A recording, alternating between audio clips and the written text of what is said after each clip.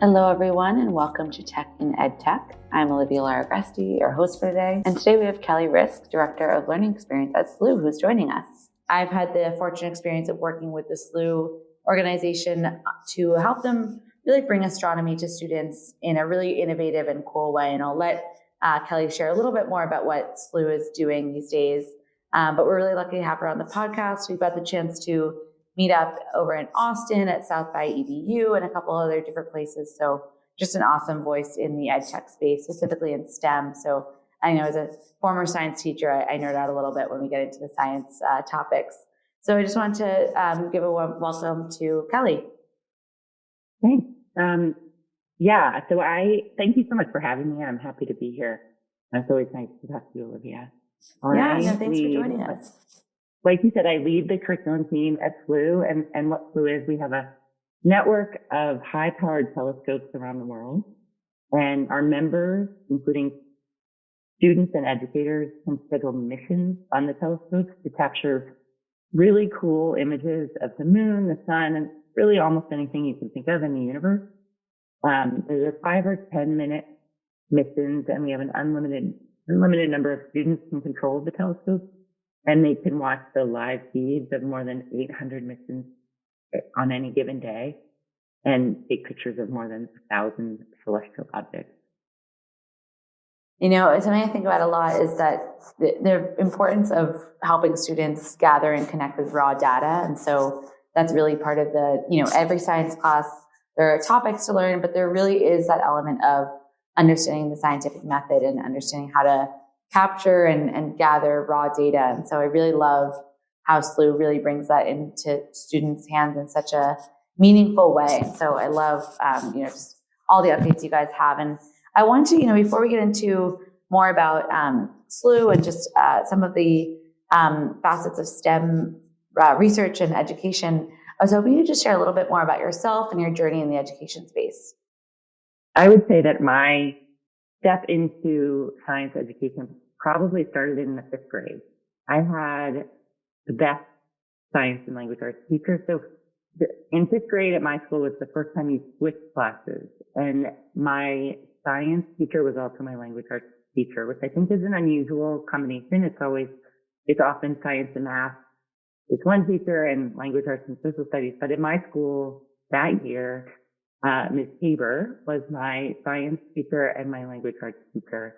And she just blew me away. She got me so excited about science and embraced my love of language. And so from there, I knew I was a science kid and I wanted to write about science and be part of the science community.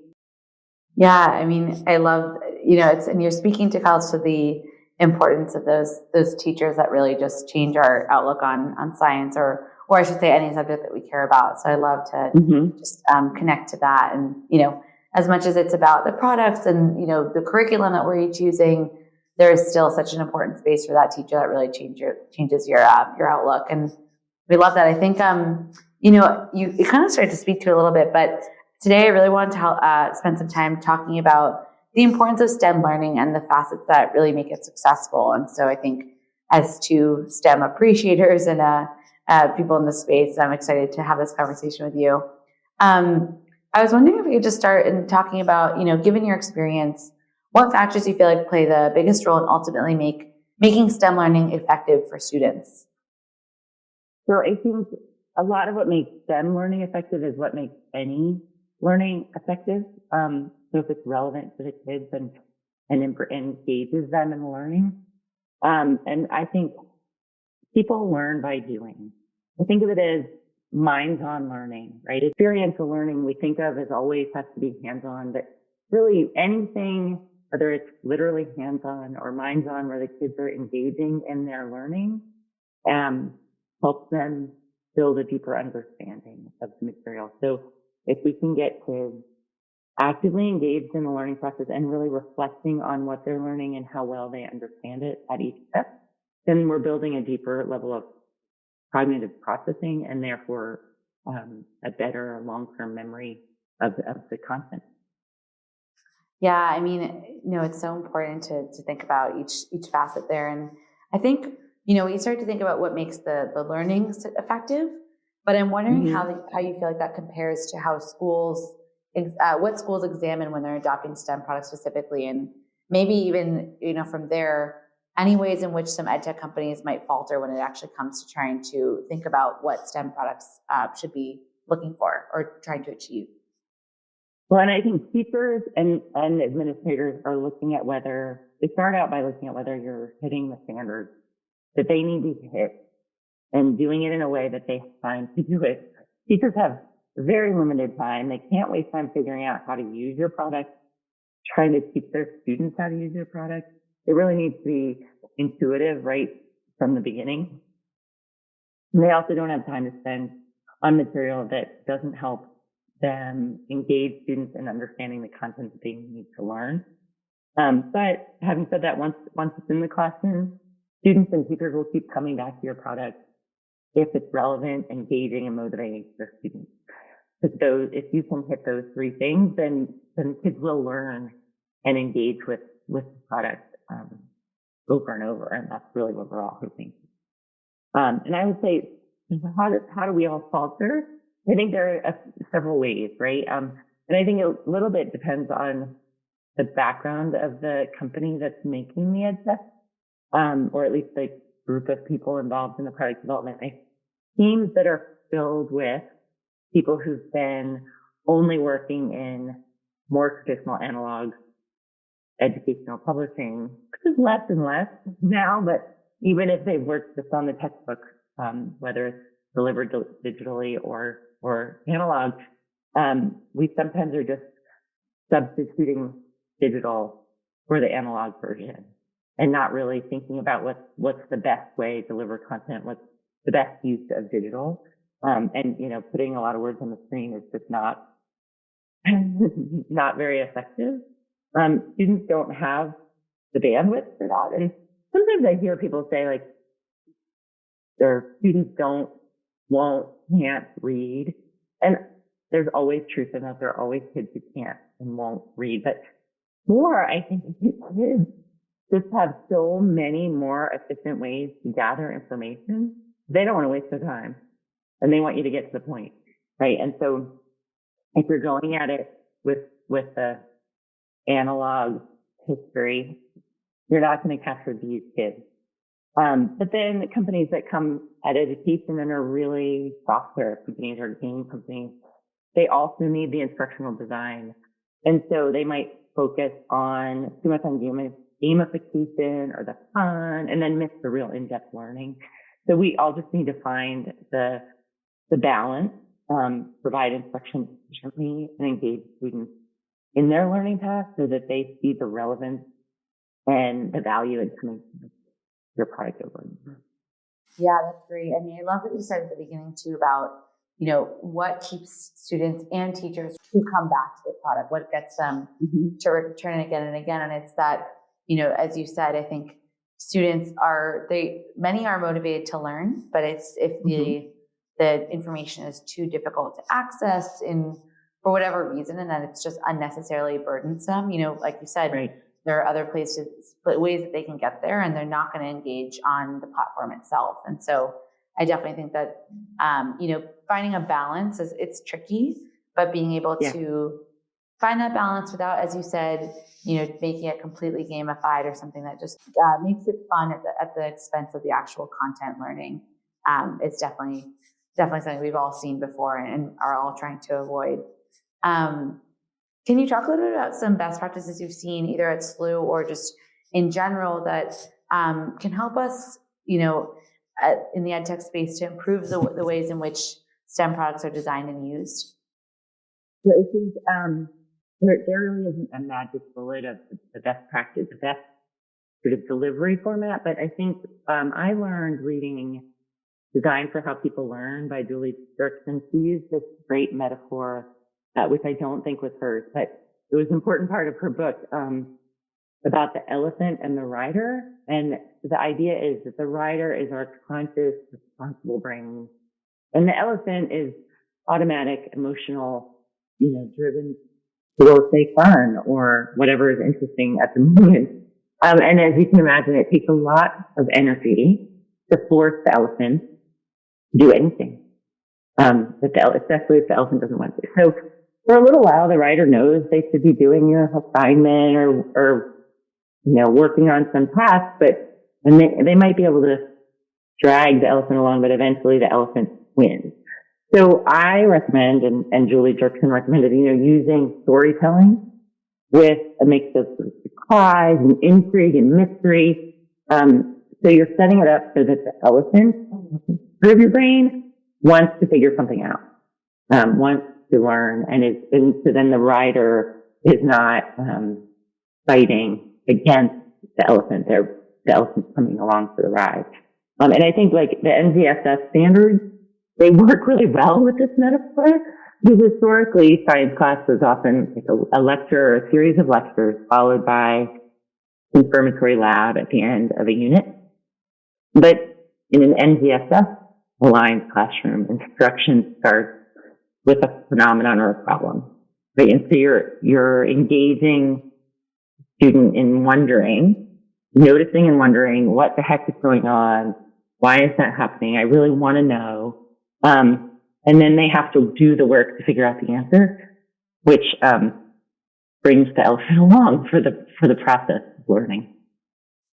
No, I love that. I think that, the inquiry-based model is what I was, when I was a teacher in the classroom, definitely something that I found really effective with students was students are naturally curious, but I think that they often don't, there is some guidance to getting them to tap into that set of their curiosity. I would often, at the beginning of a unit when we hand students some kind of phenomena to uncover, sometimes I'll admit I was met with very blank stares when I asked, what questions do you have? Because students are just kind of like, why? That's work. I don't want to think of questions. But as you kind of add a little bit more and more information or kind of show them the places in which they don't have a full understanding, you can see those light bulb moments of, and maybe a light bulb moment isn't quite the metaphor because they're not finding the answer yet. They're just realizing that it doesn't work the way they think they were. And that's where that kind of spark happens and that level of intrigue. And I think to your point, getting them to have that spark happen so the elephant is going the right direction and the students are following. I love that as a framework for how we can design STEM products. Mm-hmm. I wanted to, think a little bit, we think so much about how the products are designed for the general user, the sort of, the student who has a persona as, distractible and those types of things that is true to many students. But I want to think a little bit about how we can make STEM learning inclusive, and how big is that mandate for accessibility and inclusion over at Slooh? It's in our mission, right? We are safe for everyone, and basically, all children around the world throughout time have been inspired by space and by space exploration, and everyone deserves equal access to learning about space and our place in the universe. So as a company, it's very important. And it's very important to me personally. I want to encourage kids of all backgrounds and all interests to get excited about science specifically, but even more importantly, just about learning in general. And so as part of that, if every kid went through something like Slooh, we would increase the diversity. But I personally, even more importantly, we would just open kids' eyes to all the opportunities that they have. And astronomy is, so good for that, for including everyone, because astronomy is deeply rooted in in cultures all over the world. It's not new that humans have looked up the sky and wondered what was going on. And we at Slooh want kids to see astronomy's relevance to their own stories. And some of the ways we do that, right? We tell stories from all over the world, from cultures old and new, and explaining what is happening, or even sometimes they're not explaining, they're just using the universe as a backdrop for the story. And we've had these quest learning activities that are written specifically to share myths and stories from around the world. And we're always looking to add more of those. Yeah, representation is really important, and I think it's often mentioned, but can't really be overestimated. Are there any other inclusion considerations for STEM learning that you'd like to share with our listeners? I think representation is really huge, but any other ways in which you all have seen or are trying to promote inclusion when it comes to STEM learning? Well, just trying to make sure that our product is as accessible as possible. We're working on that, but just making sure that screen readers and any other accessibility tools are available and work well with our product. But around inclusion or representation, one thing that I find really important is I like to include the people who I'm representing. I don't want to be telling a story about another culture. I want someone from that part of the world or who has a real relationship with that culture to tell their own story. And I know, like at the Museum of Science, our activities were usually started with always with a story. And the story was, the scenario was a student who had a problem and wanted to solve. And the students were kids from all over the world, and they had different religious backgrounds and racial backgrounds and lived in rural and urban societies. And we wanted, when I was representing those families, I chose artists and writers who knew that environment and could represent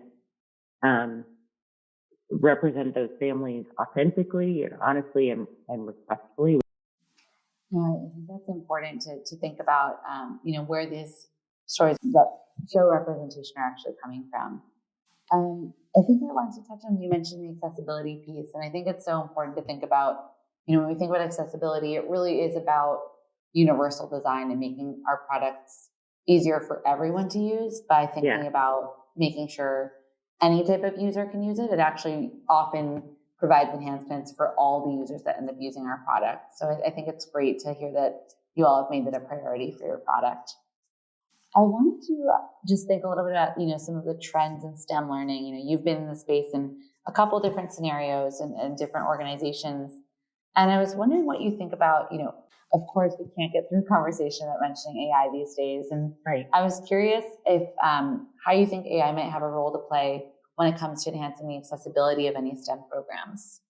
I think it will. AI is a tool, just like the calculator is a tool, and it will definitely change the way teachers teach and students learn, and as we figure out how to implement it in the classroom. But right now, I think we're at the risk of adding the new shiny object because it's there and it's not necessarily the right tool for our product. But having said that, it is absolutely valuable in the classroom, and it can provide lots of opportunity, say, to automate administrative tasks or things to give teachers more time to spend on what they really want to do and why they're teaching, right? Guiding student learning. And it can be used to provide personalized learning paths and immediate feedback to really deepen learning. And in that way, it lowers barriers to learning and helps more students learn more content more deeply.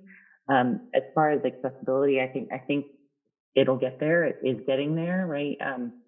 Companies are using AI reader voiceover to help people read the text, and it's useful in a lot of ways. We just still need to be careful.